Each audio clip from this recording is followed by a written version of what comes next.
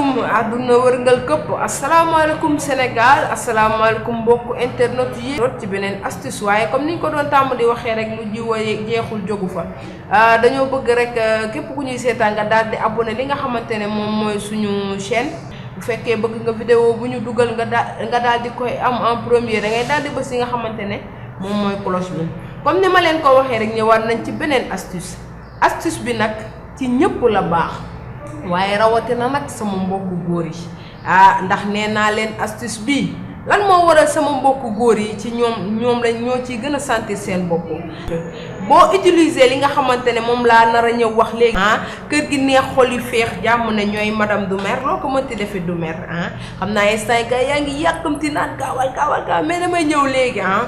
mélange bi nag nii la da ngay daal di jël li nga xamante ne moom mooy benn litre meewu bëy nga jël li nga wala bu fekkente ne mënoo am meewu bëy nga jël li nga xamante ne moom mooy yaourt nature bu ñu nee yaourt nature nag mooy yaourt bi nga xamante ne aromatisé wuñ ko amul li nga xamante ne mooy fraise amul dara dafa naturel loolu boo demee ci grande surface yi boo nee yaourt nature dinañ la ko daal di jaay ak li nga xamante ne moom mooy tàndarma benn liibaru tàndarma daal di jël li nga xamante ne moom mooy benn mixeur nga daal di koy boole daal di ko ciy mixé ba nga xamante ne am nga sa jus gannaaw ba nga xamante ne am nga sa jus da ngay daal di jël li nga xamante ne moom mooy bocal boo nga xamante ne verre la nga daal di ko ciy jël def ko ci daal di koy tegee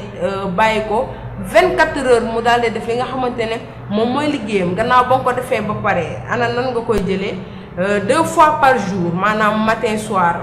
daal di jël li nga xamante ne moom mooy kaasu ndekkeekaay daal di koy natt rek boo xëyee nga daal di ko ciy natt daal di koy naan ngoon gi tamit kasaalika naka noonu nga daal di koy defee noonu dina leen dimbali ci yu bari yenn feebar yu bari même bu fekkente ne da ngaa am li nga xamante ne moom mooy poids sa poids bi ëpp la ba nga xamante ne bëgg nga mu wàññeeku booy jël mélange boobu dala ciy dimbali bu baax a baax wàññi li nga xamante ne mooy sa poids day ubbi tamit.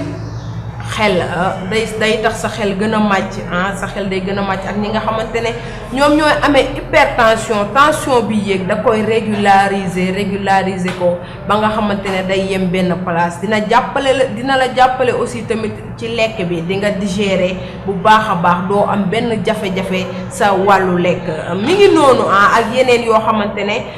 mélange boobu da koy def buñ toogoon di ko lim duñ fi jógee mi ngi noonu tey astuce boobu la leen Yelli TV indil di leen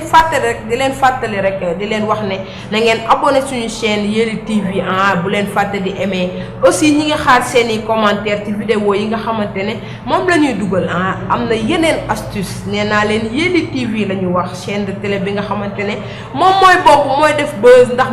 mooy ñëw ci li nga xamante ne moo jafe-jafe askan wi di ko dund ñemewuñ koo jooytu fenn Yelli TV moo leen ciy dimbali kon donc di leen wax ne rek bu leen fàtte abonné li nga xamante ne moom mooy suñu chaîne des na yeneen astuce ak Yelli TV ci kaw ci kanam di leen béggee di leen ziar bu baax ñoo fi jaaroon dig daje ba beneen yoon ci yeneen méthode incha allah